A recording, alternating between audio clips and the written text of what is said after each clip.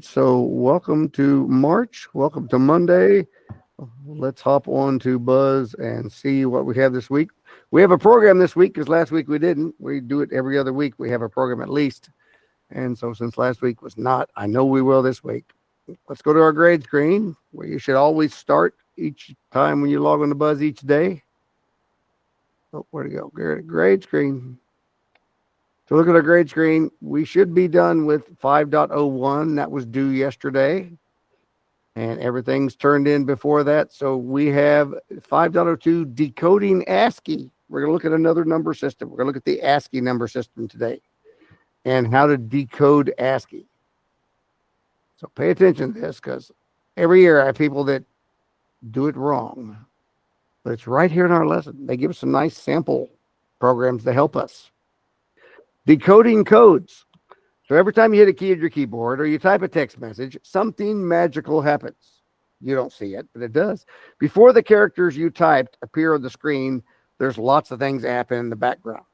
The computer changes each character to a number because, computers can only read binary. So everything you type, every letter you type is converted to binary so the computer can understand. That's everything you type when you texted your phone is converted to binary. So this translated code is actually pretty standard, which means it uses the same number every time you type letter A. It'll convert it to the exact same thing. So any other device could read it. So you're going to learn the difference between data and information and explain how ASCII and Unicode standards represent characters. So we communicate on many different machines, from Macs to PCs to mobile devices, tablets, all kinds of stuff. We enter data like words and numbers into a wide variety of computers, and we often want to share that with other people. Post it on social media, we post it in other websites, we text it, all kinds of good stuff. But because computers can only read binary, that information has to be translated. So first, your computer has to understand what you've entered. What keystrokes did you actually type? This includes every character. Every time you hit enter, every space, every @ symbol, every page break, more, everything. Once you share that information, a different computer has to be able to open it and read it back exactly the way that you wanted it to appear. But what if your computers are different types? So this is where ASCII, ASCII, it's pronounced ASCII, stands for the American Standard Code for Information Interchange. This means there's a special code that all machines use to receive and deliver data. So select the sample chart to see a more complete list. Like here's A through E. The decimal is 65. The binary is 1000001. Characters A. Let me click on this. It'll open it up in another window. Be much more complete. So here's the decimal. Here's the binary. Here's what character it is. Decimal 32 is actually a space. So in binary, it'd be 100000. In binary, actually converts as a space. And an asterisk is a 33, which is 100001, all the way through all these different characters, numbers, even here's your @ symbol. Here's capital letters, because they would have to have a different ASCII code, a different number. A dash, an apostrophe. Here's the lowercase, A through Z. Delete even has a character. All these odd symbols that you don't hardly ever use. Over here on the right side, different quotes, the dot, a dash, a long dash, quote, trademark symbol, all kinds of odd things. Oh, a cent sign, the pound, copyright. All kinds of symbols, all the way down. Oh, even a quarter and a half and 3/4. All the way down. There's 255 different ones, right? Because we can do 255 different numbers if we have 8 digits of binary. So that's 0 to 255 with everything you type on a text message and everything converted to binary right there. So that's the ASCII table. So A. That's actually 01000001 in binary, 65 in decimal. They're the ASCII character A. That's 83 a decimal, 67, and that's 73 both times. So every character on the keyboard corresponds to a specific ASCII value. Each character is equivalent to 8 bits, which is 8 individual numbers in binary. Because ASCII is a standardized code for all computers, it's easier for the computers to share information without losing any data. Data is a collection of quantities of characters computers use to perform operations. We're learning the difference, which means it may ask you a question, or you may have that on a future assignment or a test. Data is a collection of quantities or a collection of characters computers use to perform operations. Like a test score would be data. Information is a collection of values derived from data that has meaning. Like knowing the average of all your test scores, that's information. Data is all the individual test scores. Data will tell us something when we look at it as a group in information. Look at page 3. ASCII is great, but it's limited to only 256 characters and designed for languages using the Latin alphabet. Right? If you have the Chinese alphabet, ASCII doesn't help you. In our current global economy, it's pretty common for people to communicate across different languages. So what if you need to translate into Chinese or Arabic? That's where Unicode. Unicode is a general code that covers many more characters because we have to account for all the other computers in the world that we're trying to communicate with. Globally, there's a need for many more characters and symbols, making computers multilingual. So Unicode expands to over 1 million characters in Unicode, with more being added as we need them. Like emojis. Yes, emojis are Unicode. While the winking emoji may look a little different depending on where you type it, try typing a wink emoji on Facebook, Google, Apple. It'll look very different. The Unicode character value is always the same. So select the following images to see the Unicode values for each. So if we click on this, the Unicode is 1F609. That's obviously hexadecimal, right? It's using F as a number. This is 1F451, 1F369. The praying hands is 1F64F. 20AC, that's the Euro symbol. 03A9. Did you know? Computers can understand many characters and symbols, but they can't read them very well. Some companies use this weakness to tell the difference between humans and computers online. This is often accomplished through a CAPTCHA. A CAPTCHA? We're twisted into supported letters and numbers and so on. So you see that sometimes on a website. We have to enter some data. You see that squirrely password security. Enter the word you see. Computers can't read that very well. So it knows that it must be a person typing that in. It's not AI because computers struggle to read that. So that's why they have those things that look really weird that we can determine them, but computers cannot. All right, encoding and decoding. Humans have been using code for as long as we've existed. We just haven't had computers. Some codes are written like early hieroglyphics. Images represent ideas and language. Some codes are unwritten, like the friend code that says, hey, we all have to use the bathroom at the same time. Right, ladies? That's the unwritten friend code. But here we're talking about computer code, especially encoding and decoding. When you encode something, you take your data and translate it into a code. Like we make a secret spy message, right? We got to encode the message where nobody else can read it. Well, that's what your computer does when it turns your data into ASCII characters. It encodes it. Then another computer will take it and decode it. You take the encoded information and translate it back into something we can read. So you got to decipher the message, right? Decode.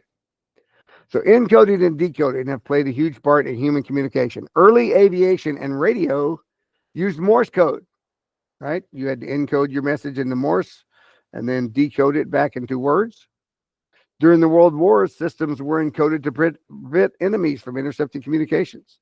Some of the most difficult war tasks included decoding messages, many of which saved lives and helped in some wars eventually.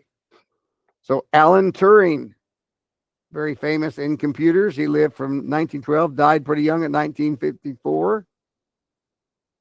Alan is best known as the father of computer science. You can find a lot of movies about Alan Turing, specifically artificial intelligence. As a well-known cryptographer, that's the one deals with breaking codes, he worked as a code breaker for the British government during World War II, and he eventually broke the Enigma code used by Nazi Germany, and we were able to understand the secret messages they were sending to their troops and help us win the war against the Nazis.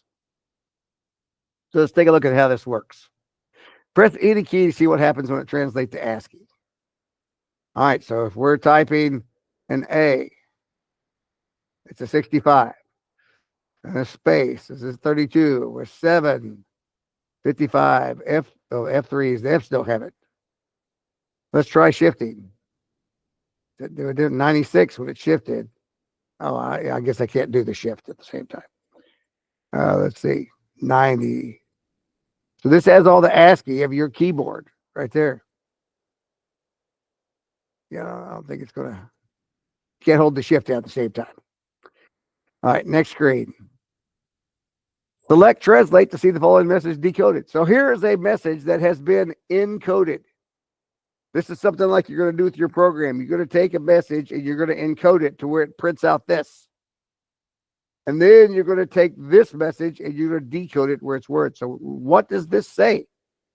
Well, if we could go back to this keyboard and see what 89 is. What is 89? They're all over the place. Where's 89? Can't find 89.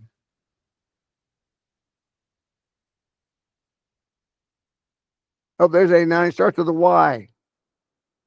If I hit this button here, we'll translate it.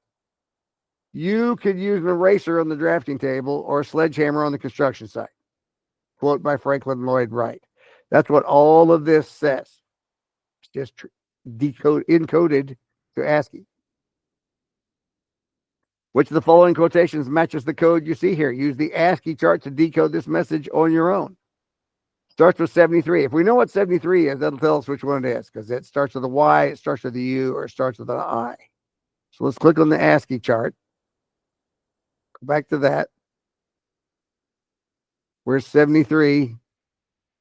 73 starts with an I. 73 is an I. So this must be innovation distinguishes between a leader and a follower. Quote by Steve Jobs. Submit. Excellent job. We cracked the code. We could have done every single letter if we wanted to, but since the first words are different, once we know what the first letter is, we know which quote they're doing. All right. That's all three of those. All right, let's look at this used in some code.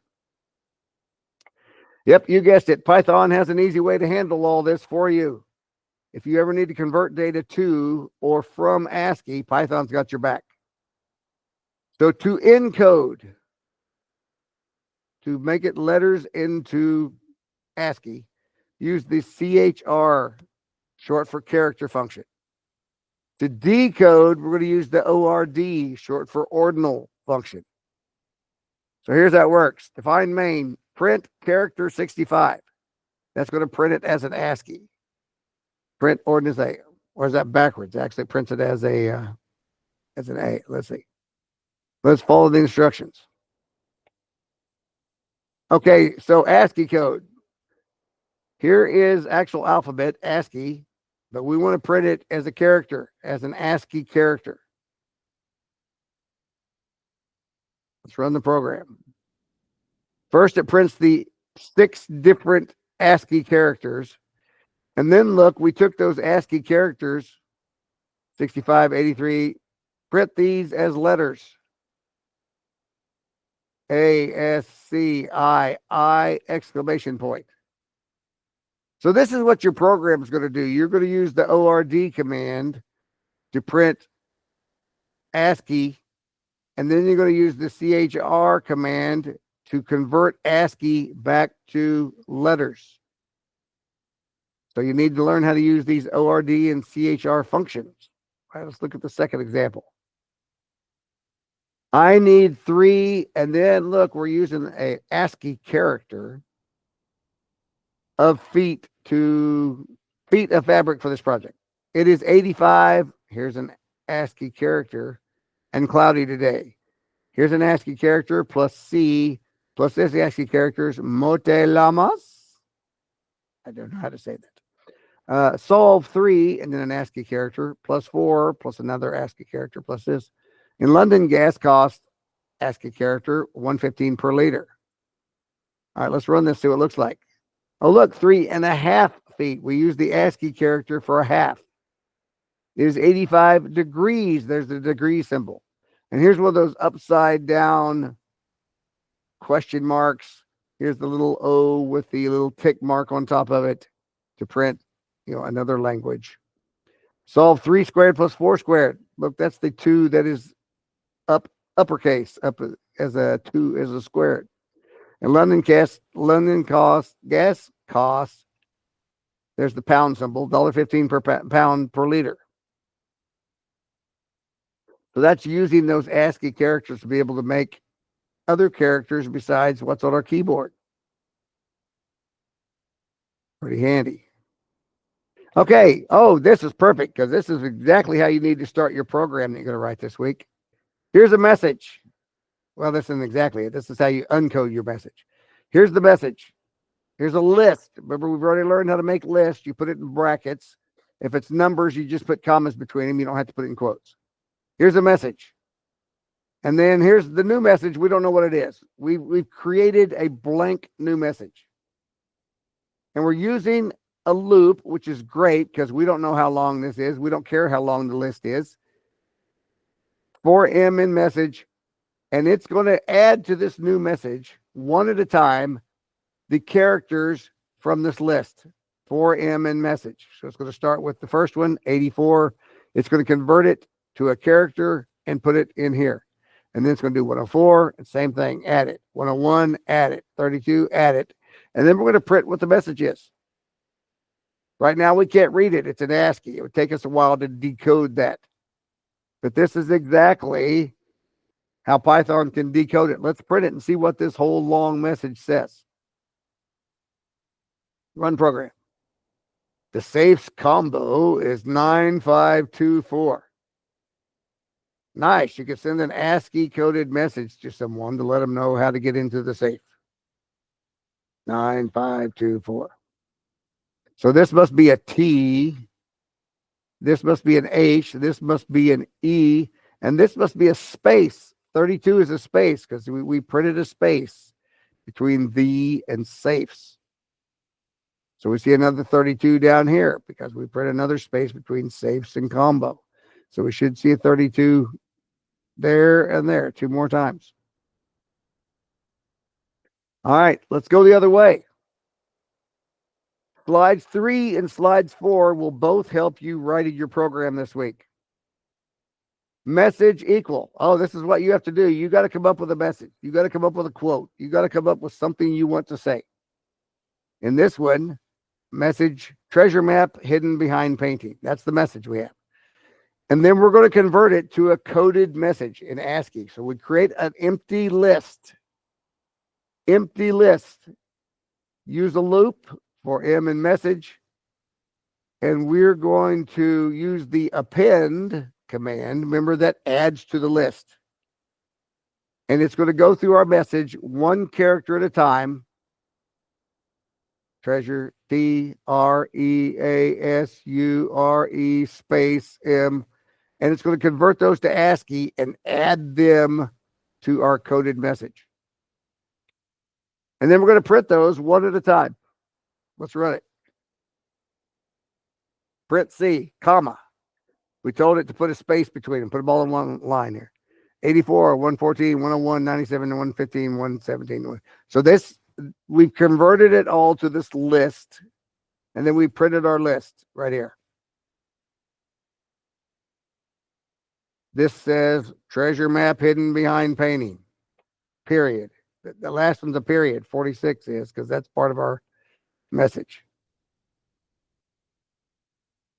Wonderful. Let's take a look at the assignment for this week because we're done with that lesson. When we go through the assignment, it's one of those, we have to submit. So let's look at the template. I've got it right here. Okay.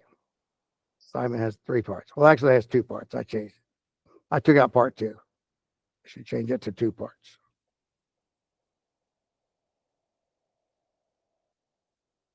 Two parts. Okay, think of a secret message that you want to encode. All right, be careful. Oh, be creative, not careful. Be creative. You could use a famous quote, a favorite lyric, your own personal motto, whatever you want. Use Python idle. Make sure you have your name, date, short description of program as comments. Make sure you indent things properly. Use white space to make it easier to read. Use meaningful variable names. Yes, names.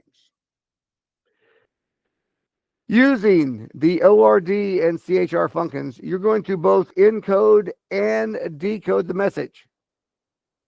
And I added this because this is where people mess up. Decode the message. Don't just write a print statement with the words typed out.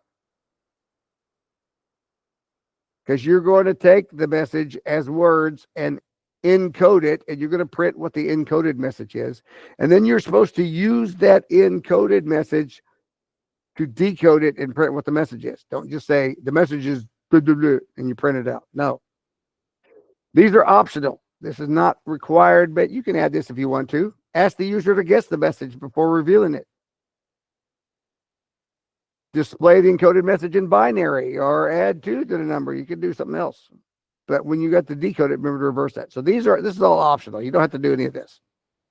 You do have to print the encoded message and the decoded message. Here, I'm going to even put that in color. Print the encoded and the decoded messages. So write the pseudocode. The pseudocode should be my message. Secret message. And then put what your message is going to be. And then you're going to encode the message. And you're going to decode the message. And you're going to print both of those. Pseudocode's pretty easy on this one. All right, here's an example of what your output should resemble. It could be a little different, but something like this. The encoded message. And then you're going to print the list. There it is. That's the printed list. And then you're going to use that list and you're going to run it through code to decode the message and print this. Try not to become a man of success, but rather try to become a man of value. Albert Einstein. So this person used an Albert Einstein quote. Here's the same quote in ASCII, and then they decode it back. Copy and paste your code, and then answer the questions. Okay. Encoded message, decoded message. You have to have both in your output. So you need to use the ORD command and the CHR command, because the CHR command is going to turn it into ASCII characters. The ORD command is going to turn it back into something we can read. Okay, that's what we got this week, guys. So be creative. Have fun with your quote. Come up with something, some famous quote from someone you know, or someone you've read about, or some song lyric, something that you always say. Maybe it's your quote. So I could do a quote that I always say all the time, or a quote from a movie that I say all the time. So whatever, but have some fun with it.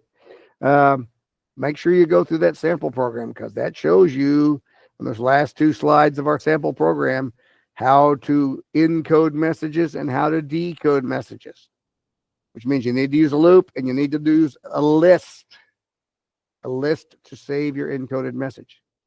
And then you're going to decode the list to print it back into words. So, all right, guys, have fun with it. This shouldn't take you a real long time to write this week. It may take you longer to figure out what you want to say, but have some fun with it.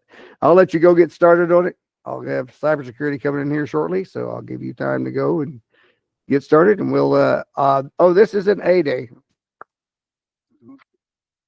So I'll be here Wednesday and Friday to help you if you're struggling, if you're behind, if your grade's below 70, or if you just want to come in and say, okay, Mr. Brock, I'm stuck. My message is not decoding properly.